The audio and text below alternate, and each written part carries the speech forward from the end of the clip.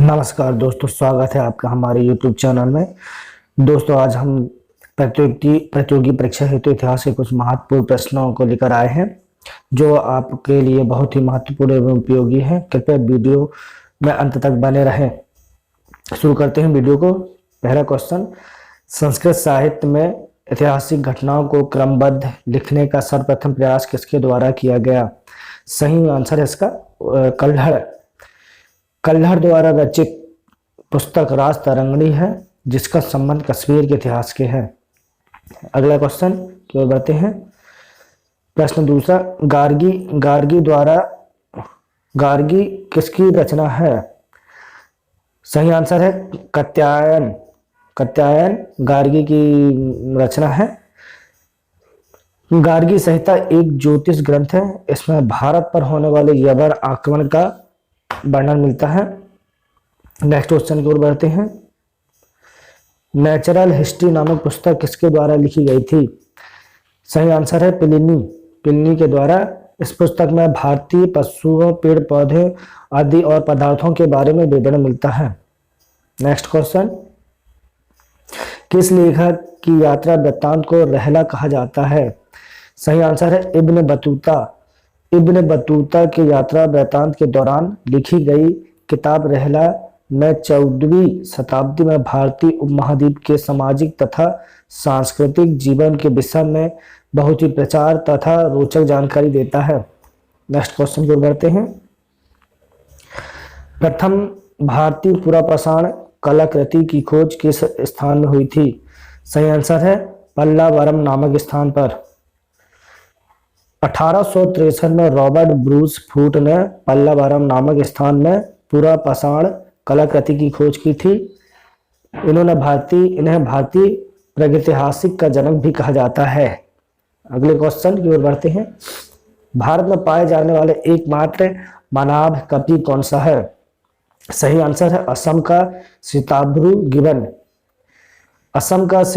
Gibbon Bharat में पाए जाने वाला एकमात्र मनाभ कपि है। इसका रंग काला, भूरा और श्वेत का मिश्रण होता है। पूरे श्वेत रंग के गिबन बहुत कम ही दिखते हैं। गिबन जातियों में सियामंग, श्वेत हस्त या लार गिबन और हुलो गिबन शामिल हैं। अगले क्वेश्चन, सिंधु सभ्यता की लिपि कैसी थी? भाव चित्रात्मक। सही आंसर इसका। यह लिपि दाई से बाई और बाई से दाई लिखी जाती थी। अगले क्वेश्चन की ओर बढ़ते हैं। दशराग्य युद्ध का उल्लेख कहां पर मिलता है? सही आंसर ऋग्वेद के 7वें मंडल पर। यह युद्ध परुषणी रावी नदी के तट पर सुदास एवं दास जनों के बीच में लड़ा गया था, जिसमें सुदास विजय हुए थे। अगले क्वेश्चन की ओर। वैदिक सभ्यता में गविष्ठ शब्द का प्रयोग किसके लिए किया जाता था? सही आंसर है युद्ध के लिए। गविष्ठ का अर्थ है गायों की खोज से है। अगले क्वेश्चन की ओर बढ़ते हैं। जैन तीर्थकारों की जीवनी कल्पसूत्र किसके द्वारा लिखी गई थी? सही आंसर है भद्रबाहु दिगंबर संप्रदाय के प्रवर्तक माने जाते हैं। भद्रबाहु के शिष्य ही दिगंबर कहलाए जाते हैं। अगला क्वेश्चन की ओर बढ़ते हैं। लिंगायतों संप्रदाय का मुख्य धार्मिक ग्रंथ कौन सा है? सही आंसर है शून्य संपादने। लिंगायत संप्रदाय दक्षिण में प्रचलित था। उन्हें जंगम भी कहा जाता था। इस संप्रदाय के लोग शिवलिंग की उपासना करते थे।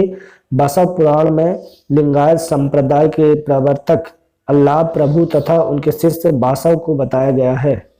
अगले क्वेश्चन की ओर बढ़ते हैं। पारसियों का प्रमुख धार्मिक ग्रंथ कौन सा है? सही आंसर है जेंदा अवेस्ता। पारसी धर्म के पैगंबर जरथुस्त्र ईरानी थे।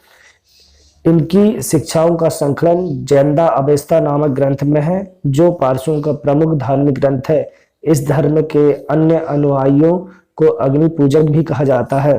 अगला क्वेश्चन, जैन धर्म में बिंदुसार को किस नाम से पुकारा जाता है? सही आंसर है सिंह सेन। चंद्रगुप्त मौर्य का उत्तराधिकारी बिंदुसार था। इसे अमित घात के नाम से ही जाना जाता है। वायु पुराण में बिंदुसार को भद्रसार भी कहा जाता है। अगले क्वेश्चन की ओर बढ़ते हैं। कर्ज, चौपाल, सुदामा तथा विश्व झोपड़ी का निर्माण किसके द्वारा कराया गया था? सही आंसर है सम्राट अशोक।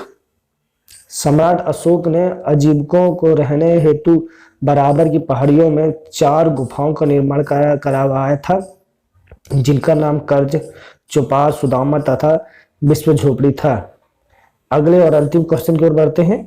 सम्राट अशोक के शिलालेख की खोज सर्वप्रथम किसके द्वारा की गई थी? सही आंसर है पद्रेटी फैंथैलर। सन 1750 ईस्वी में पद्रेटी फैंथैलर में अशोक के शिलालेखों की खोज की थी। इनकी संख्या 14 है तथा अशोक के शिलालेखों को पढ़ने में पहली सफलता 1837 ईस्वी में जेम्स प्रिंसेप को हुई थी।